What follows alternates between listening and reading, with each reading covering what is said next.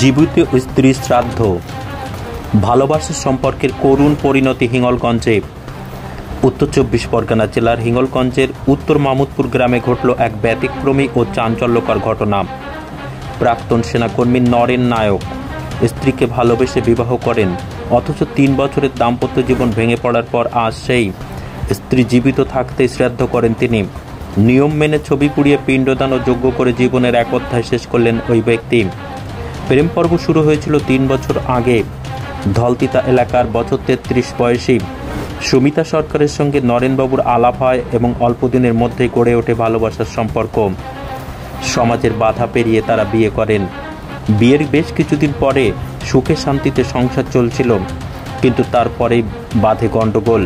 নরেনবাবুর অভিযোগ, স্ত্রী সোশ্যাল মিডিয়ায় নানা পুরুষের সঙ্গে যোগাযোগ রাখেন। ক্রমে তা গভীর হয়। আচমকা একদিন সুমিতা নিখোঁজ হয়ে যায়। খোঁজ করতে গিয়ে নরেনবাবু জানতে পারেন তার স্ত্রী অন্যত্র ঘর বেঁধেছেন। এই বিশ্বাসঘাতকতা কোনোভাবেই মেনে নিতে পারেননি তিনি। তাই সম্পর্কের ইতি টানতে সামাজিক ও ধর্মীয় নিয়ম মেনে পুরোহিত ডেকে জীবিত স্ত্রী শ্রাদ্ধ করেন। স্ত্রীর ছবিতে মালা দিয়ে ছবিটি পুড়িয়ে মাথা ন্যাড়া করে যজ্ঞ ও পিণ্ডদান করেন তিনি। হ্যাঁ, আমি ওকে ভালোবেসে বিয়ে করেছিলাম, ৩ বছরের মতন হলো। কিন্তু মাঝে মাঝে এমন কিছু ঘটনা ঘটিয়েছে, বা হয়তো ও ভেবেছিল আমি আর্মি থেকে রিটায়ার্ড, প্রচুর টাকা পয়সা একটা পাবে, সেইটা মাঝে আমরা ঘুরেছি অনেক জায়গায়, যেমন মথুরা, বৃন্দাবন, দীঘা টিঘা ঘুরে আমি একটা প্রচুর ঋণদেনায় জড়িয়ে গেছি। তো ওই জন্য হয়তো দেখলো না এখানে সুবিধা হবে না, সে তার নিজের রাস্তা বেছে নিয়েছে। তো নিজের রাস্তা যখন বেছে নিয়েছে, ভাবলাম এরকম তো বারবার ওরকম করা যায় না, তাই জীবন থেকে দূর করে দিলাম। হ্যাঁ, সেই জন্যই এটা। কোথায় গেছে? কিচ্ছু যাই না, হয়তো কেউ আছে, না থাকলে হয়তো অতটা সাহস পায় না। মানে আপনার সঙ্গে দেখা হয়েছে বা ফেসবুকে বা কোন রকম ভাবে যোগাযোগ? হ্যাঁ, ফেসবুকে মাঝে মাঝে দেখি, কিন্তু ও যখনই জানতে পারে যে আমি ওটা, আমাকে ব্লক করে মারে। আর ফেসবুকে দেখে কি মনে হলো?